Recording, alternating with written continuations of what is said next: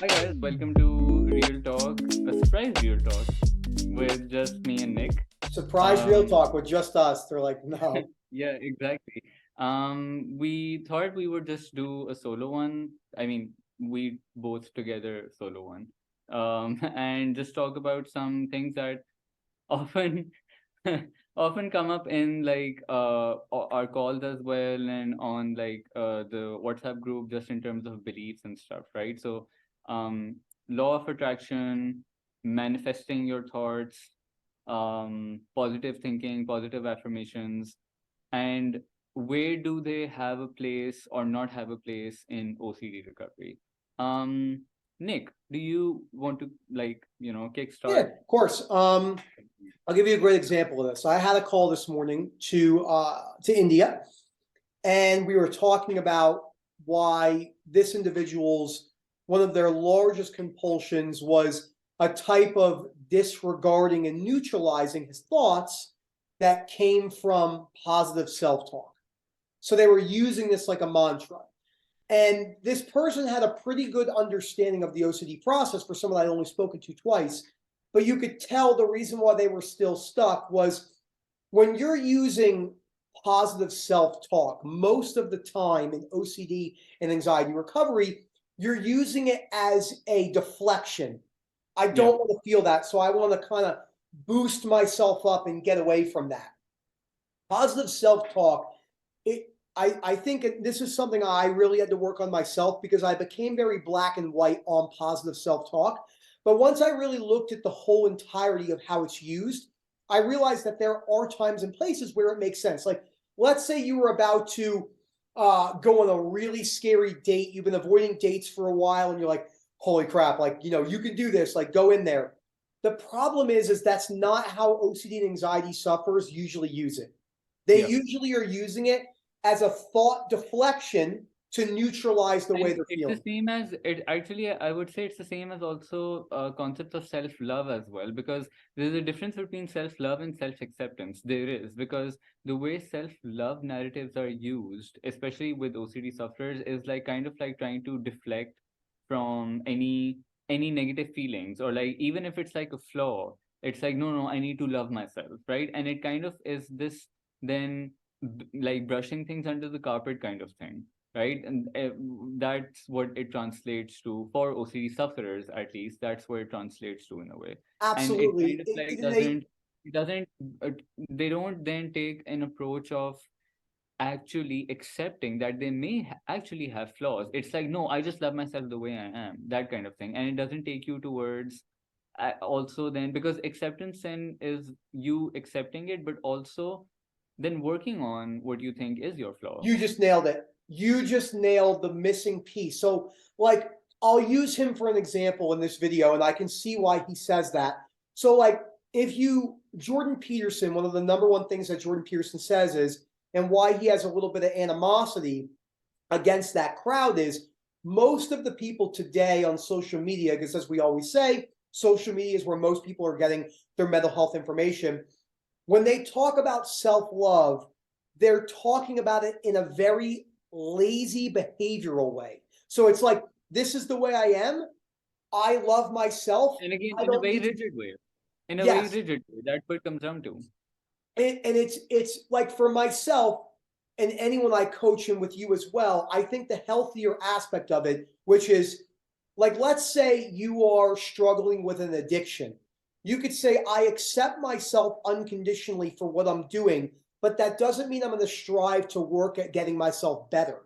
But there's a Yeah. difference between this is the way, because you hear that a lot in passing. This is just the way I am. When people say that, I think Yes. they believe Yes. there's like fixed traits that they can't change, but that's just not true. Yeah. Because we know people change the most unhealthiest characteristic traits about them, but we attach that identity. And I think you nailed that. Yeah. It's self-love today is an improper identity complex where they're like, this is who I am, I love myself, and you better love me. So it's both And ways. and this is the other thing, Nick. And this is the other thing. When people don't feel that love for themselves, then they berate themselves even more for it. They're like, why am I not feeling love for myself? So then you start like chasing that feeling of love towards yourself as well.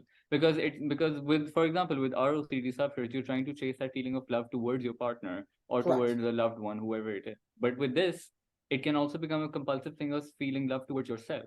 And this also, then I think I want to also then use this as a bridge towards talking about the law of attraction as well, because it's the same deflection thing as well, right? Because it's like, if I focus on this thought enough, or if I want it enough, or if I keep my intentions in, this will come to me. Yeah, and I think the law of attraction thing, like the best example I could use is, um, so social media has done a really good job at taking very, very small categories of people who have put a lot of work in and have gotten success.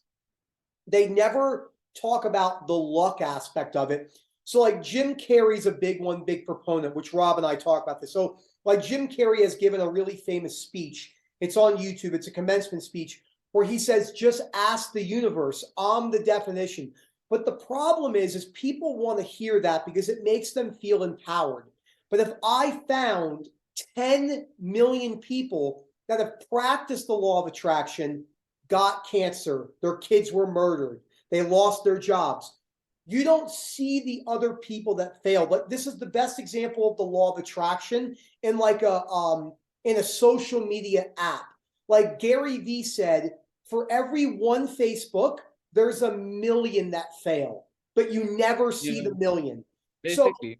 it's what happens is with the law of attraction, it's obviously not real, in my opinion, because if it was, it would have the same standard every single time, And repeatedly. I think, yeah, exactly. And I think, like, for me, I personally don't believe in the law of attraction, but then I also like, and this goes for any kinds of beliefs, right? Any kinds of beliefs you want to hold, whether it's like religious beliefs or even beliefs in these things.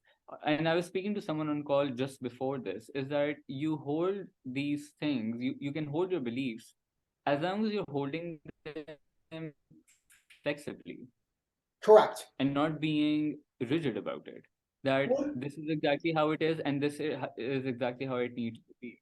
I think if we have any belief, whether it's Stoicism or REBT, unconditional acceptance, and you hold it too rigidly, you it will affect you in many different ways. So like the problem why the law of attraction can be a problem is usually the people that you meet that are big proponents of it are very gung-ho about it.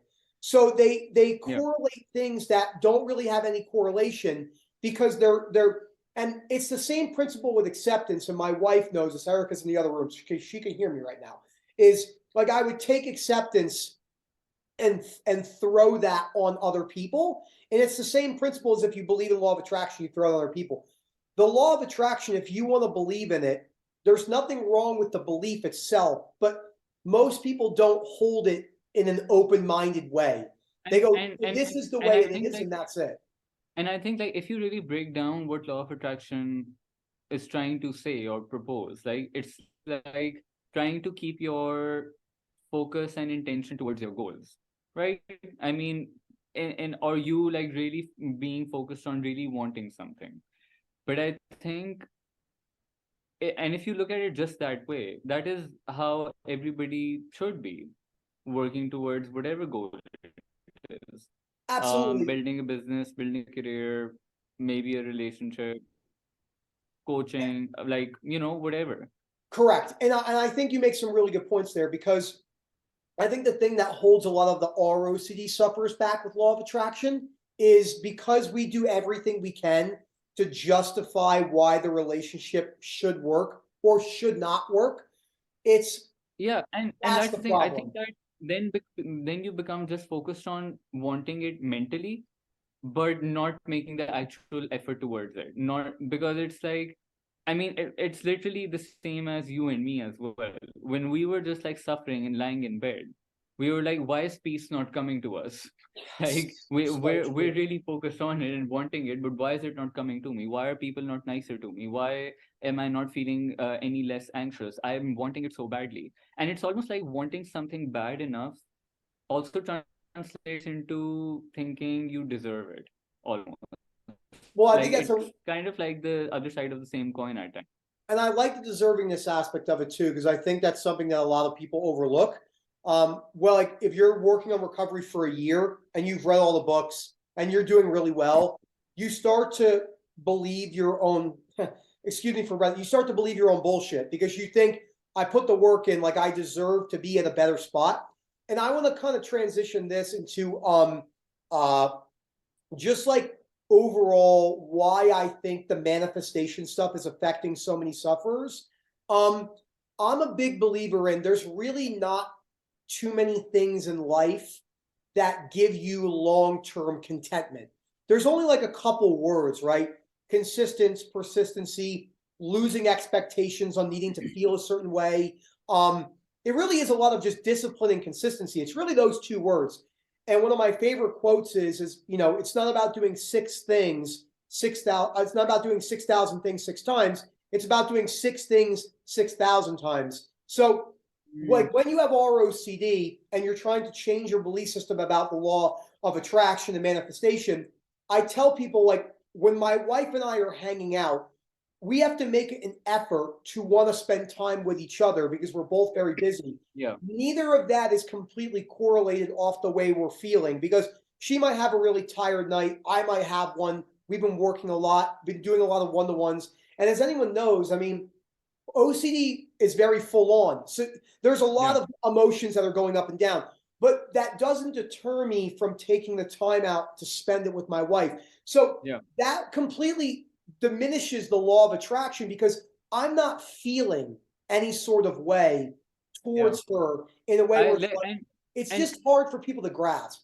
Yeah, and I think like I think I'll give my brother's example because I think in some way he does believe in a little bit, not like very rigidly, but a little bit in the law of attraction or like manifestation, and but in those terms of like staying focused on your goal. But like what he talks about even more than that is the importance of hard work and like just really what's that word when you're really hustling, right? Yeah, yeah, Really absolutely. hustling towards your goal because he's a big proponent of that. And I think that again you can hold whatever beliefs you want to hold. I mean, I'm no one to question someone's beliefs, like, right? I believe in religion myself, which is inherently like irrational, but sure. But I'm not keeping it like a rigid belief, like no, that I mean this is it, and or like I need to hold on to it so strongly. I'm holding it flexibly, and it's the same as like any other kind of belief. You can hold it, but hold it flexibly. When you start to become very rigid about it, that's when you stop also making the effort towards the actual effort, the groundwork you need, because then it's like, oh, I'll make minimal effort, I'll just think about it or want it, and it'll come to me. And again, it's deflection of discomfort, deflection of negative thoughts, deflection of intrusive thoughts, deflection of fear. You don't want to feel that. You want to like want things without having to go through the discomfort. So that's where I think for OCD sufferers specifically, it I think becomes that it becomes a bit of I an issue. never I'm thought about it currently, like that. I never. yeah, I and like how you said like a deflection of discomfort. Um, yeah, it's very similar to, and I'm not. I've never read the book. I do want to say I've watched excerpts of it, but like Mark Manson's book, The Subtle Art of Not Giving an F. Like that book is talked about a lot. I know there's really good points in that book because I've yeah, seen passages, but as OCD and anxiety sufferers, we want to get over chronic shame and guilt as easy as that sentence says. But it's not like shame and embarrassment are the two most plaguing emotions that affect all humans because yeah, of fear of rejection. So we're not just going to be able. So the reason why this stuff is really good for a lot of people is they go, okay, like I have a fear of rejection. I'm going to read this book. I'm not going to give a shit and I'll be good. The problem is that only works to a degree. It's not a strong philosophical for most people. Like most people need to go a little bit deeper yeah. into, well, wait a second, why do I have rejection? And I'm not saying you could never, ever go into your childhood. Maybe you grew up with two parents that truly neglected you. They never were Yeah, around. yeah. So And sometimes I also ask people their background as well, because it's just also important to contextualize a little bit like what that is. Because you see sometimes how like deeply their like negative and cynical narratives are there. So sometimes to break it down, you have to have a slightly broader picture at times. So of course it's important, but like again, like you say, that compulsive figuring out too much of the past is then also then becomes like a bit of a problem. And I really want to highlight this over here because this is something I have to, I feel like at times, like reiterate a lot in like talking in the community is also that the rules that may apply to the average person walking on the street do not apply to OCD sufferers. OCD sufferers, whatever mental health advice is generally that works for people, whatever life advice works for other people, whatever behaviors work for other people, whatever beliefs might work for other people, they cannot just like that. We cannot just adapt it to ourselves just as that. We really have to contextualize that. Is it a compulsion for us? Does this fuel our fear cycle? Is it reassurance for us? Does this enhance or reinforce like an irrational belief? Does it reinforce unhealthy behaviors that I'm doing? So we really have to contextualize the advice that we read out there, particularly to OCD, because it's a very different kind of disorder, and it's a very different kind of thinking. It's not your average person thinking in those chronic formats. Yeah, and I think the other, and those are amazing points. I think the best example or metaphor I like to use with what you just said, it's like when someone is struggling with alcoholism and they look at someone who doesn't, like myself, and they say, yeah, but like he can drink in balance. But part of the recovery process from alcoholism is accepting that you can't. Yeah. That is a massive part of the recovery process. Like one of my good friends, we've talked about this, like he's like, I can't balance alcohol. I was a severe alcoholic. If I drink, it just goes down the spiral every time. So part of the acceptance is that it's the same thing with video games. It's the same thing with pornography. But people are very like, this is good, this is bad, this is good, this is bad. The hardest part is taking a realistic perspective, and you're never going to get certainty on it. But you could say, look, like I've tried to cut this out, it's not working.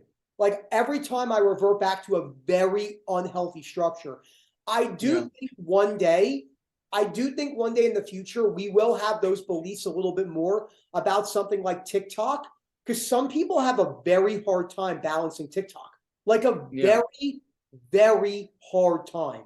Yeah. Um, when someone says to Moment and I, hey, I've been on, I'm using TikTok 6 to 8 hours a day, that's not good. That's a really unhealthy structure. So Moment's the one, and Moment's made some really good recommendations over the years in the WhatsApp groups, like to the guy we were talking about the other day when we were on the call, and you said, look, you got to put your phone away.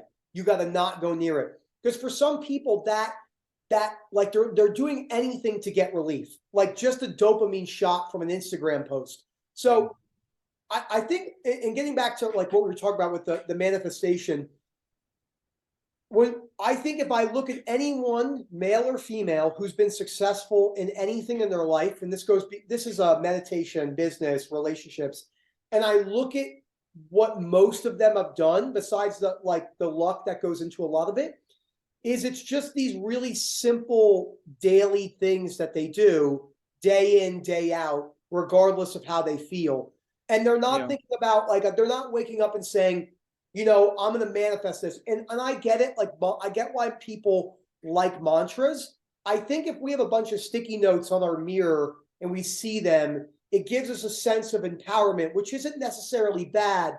It's just that as long as the person that's using the mantras in a non-OCD way realizes Yeah. that that's probably It's not the enough. it's the intention, it's the intention of usage that matters, not the usage itself, but the Exactly. intention with which we're using it. That's what matters the most. And I think like um again, I think what you're saying is also for me, you're saying discipline and consistency. For me, like the word or the phrase that pops up is hard work, like actual hard work, grunt work. Yeah, Rob Because loves that word. The grit and grunt work is it's the things it that is separates extremely people important. into achieving their goals and usually not achieving their goals. Exactly. And I'm currently working with, and this I mean, obviously just by chance. Like I'm currently working with two yoga teachers. And the thing with that is, and obviously they're really like struggling with their fears and stuff like that. Now, with yoga teaching and the practice of yoga, there comes other beliefs like, practicing peace and calmness within yourself, trying to let thoughts float, meditating, mindfulness, law of attraction, manifestation, using gems and crystals and stones to, like, get good energy. All of that stuff is happening over there. And and so again, with that, there's nothing inherently wrong with that. But then you also have to be able to, at least for some time, for a significant period of time while you're still working on recovery, to be able to step away from these beliefs for a while, and then maybe you can reintroduce them in a more balanced way where you're not, because then, like, because then if you're teaching, for example, yoga, or you're trying to practice meditation or mindfulness, obviously your focus is to have a clear mind. Your focus is to have, like, thoughts floating by, not engaging with them. But if your mind is on fire, like, how you're not able to do that? So and then again, it comes down to, like, if you just try to manifest or pray away your thoughts, right? Or that they don't come to you, or that tomorrow I'll be better. If you're manifesting that, it won't come unless you actually put in the hard recovery work where you're facing exposures, where you're going towards discomfort. Because then things like this, again, for an OCD sufferer, this can become a comfort trap. All these mantras, positive thinking, self reassuring yourself, law of attraction thoughts, again, this becomes a lot of self reassurance as well. It becomes a comfort trap. It really becomes a comfort trap because it's not pushing you towards, like, really bad suffering that way, or like facing really bad discomfort. With a lot of exposures, we have to do that. We have to face a lot of really bad discomfort, and it's like the antithesis of things like meditation, law of attraction, yoga, crystals, energy, stuff like that. No, absolutely. I mean, those are great points, Bowman. Really good. And I think it is. I think that, and the takeaway so far of the video is, like you said, the way that OCD sufferers will use the law of attraction, and they use manifesting. It really is the desperate cling for an easy answer, and we get that because we want it to be easy. But I think my favorite quote by Ellis, which comes from the book How to Stop People from Pushing Your Buttons, he said, the what he noticed from 70 years was the optimal, like he called it happiness, but I know what he meant, is a mixture of optimism, skepticism, and realism.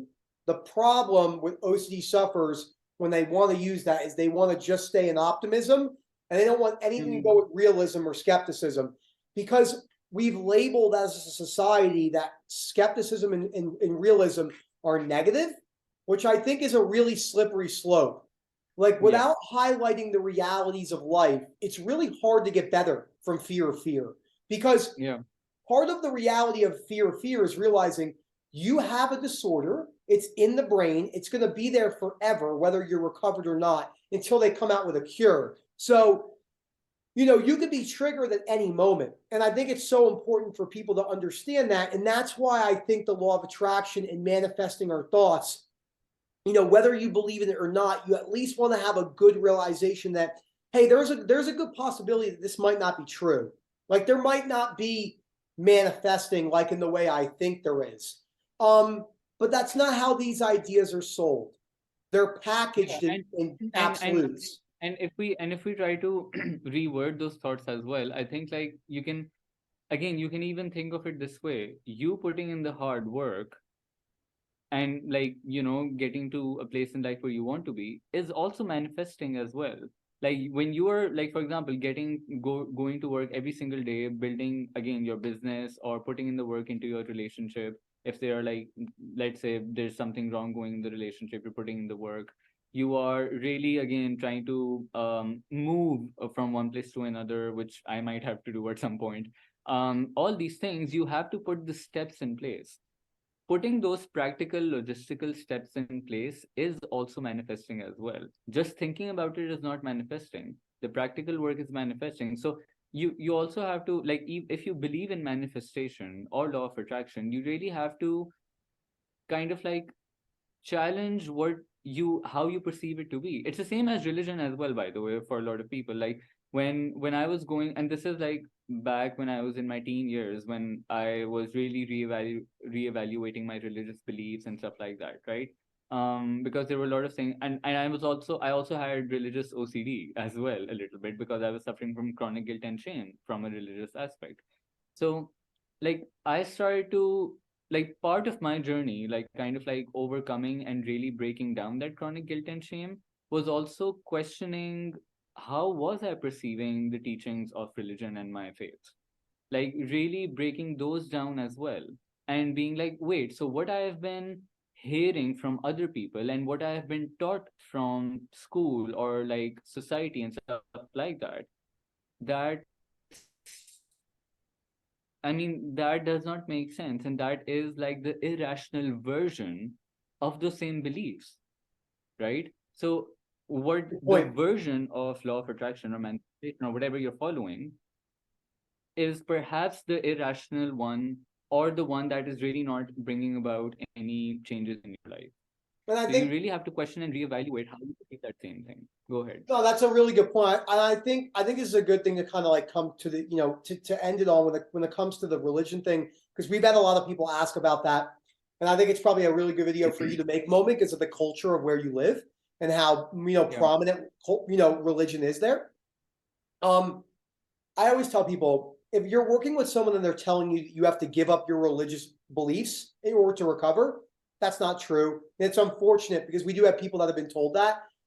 What benefits Yeah. you is that black and whiteness as moments that about how you hold the belief. So there's a big difference in I believe in God versus I know God is real. Because if you take that statement, I know God is real, and you just look at it from a scientific perspective, it's not to put anyone down, and I ask you, how can you prove it? You can't objectively, which is okay. That's why it's called faith, right? Moment and I put faith into the principles of unconditional acceptance. But Moment and I can never like grab that and be like, this is the way it is, like for sure. So I Yeah. think that's the Yeah. hardest thing for people going through religious OCD with shame and guilt is there's a large degree that has to, if they want to have the benefit they're looking for, is okay, how am I holding this belief? Am I holding it in a healthy or an unhealthy way? Because I know people who are very serious Christians, but they don't throw it on other people. They don't put it down their throats. They believe in that, and there's probably a lot more of a balance. But because and of they al- OCD, and you don't also shove it down your own throat as well, because that's also yes, important. Like even for me, for example, like in my religion, you have to pray 5 times a day, right? And I remember the days when I was trying to pray 5 times a day, in that franticness of like, no, no, no, I must do this, and then that's never enough. Then you're like, no, I must do this ritual as well, and that one as well, and this one, and this one, and this one, and like it just becomes like a big pile. So now, I mean, I like, even if I say my prayers, I'm not trying to frantically. I don't hold it frantically. Like, oh my god, like I need to. Otherwise, like I am the shittiest person on this entire earth. If absolutely. I don't follow this ritual, then I'm like the worst person ever. That that evaluation is not happening because I'm holding these beliefs in a more flexible manner, and I'm again recognizing my own fallibility as a human being, because whether I am religious or not religious, or whether I hold any other kind of belief or I don't, I recognize that I am still a person who will mess up.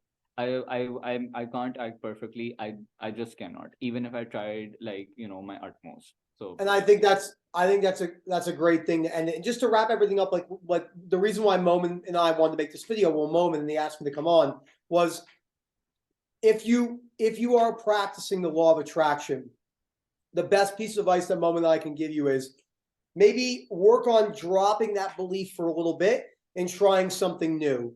You can always come back to that belief in the future. I know this is a really hard concept for people. You could be a practicing Catholic, drop it for a little bit, try something else, and go back to being a practicing Catholic. happened with me. I kind of abandoned religion, but that, I mean, that was completely out of avoidance, because I thought if I completely abandon it, maybe I don't have to think about bad things or like like fears and stuff. And but then of like many years of kind of like not practicing at all, I slowly reintroduced it back into my life in a more balanced way. Exactly. And I think that's the main takeaway from the video is the law of attraction and manifesting is usually, as Moment said, used in a way, not always, to deflect discomfort and look for an easy answer. And then the second part is the demandingness of that you're holding on it. So just something to think about. I mean, Moment, this was a great idea. It was cool doing a real talk with just us. I have to go here because I have another call here in a few minutes. But I'm glad the other folks aren't here. They were annoying me now. Yeah, no, we don't want anything to do with them, especially Elliot. Elliot's great though. He honestly he's really good. If you guys want to see any other topics for a Moment and I cover just us specifically, whether it's hardest moments between me and him, what we learned from working with Rob in the beginning, I think that would be a cool video too. The three of us, you, me, and Rob.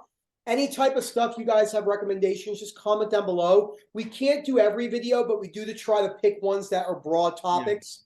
It's hard to get every video because we have so many people asking. And that's that. I'm not sure if you want to close it out with anything, Moment. We go from there. No, I think that's it. I think we covered most of it, and I hope this is helpful for people because I think it's an important topic because this comes up a lot. Even if people who don't discuss it with us on calls, in the background, this is what their friends are discussing, their family members are discussing, they're reading on the internet. So it's important to really look at these things because we very in subtle ways we derive a lot of our beliefs and hopes and dreams from these things. Absolutely, so, that's a good point, guys. It was a pleasure. All right, guys. Great. We'll do the Moment. We'll do the Moment. Goodbye. See you guys later.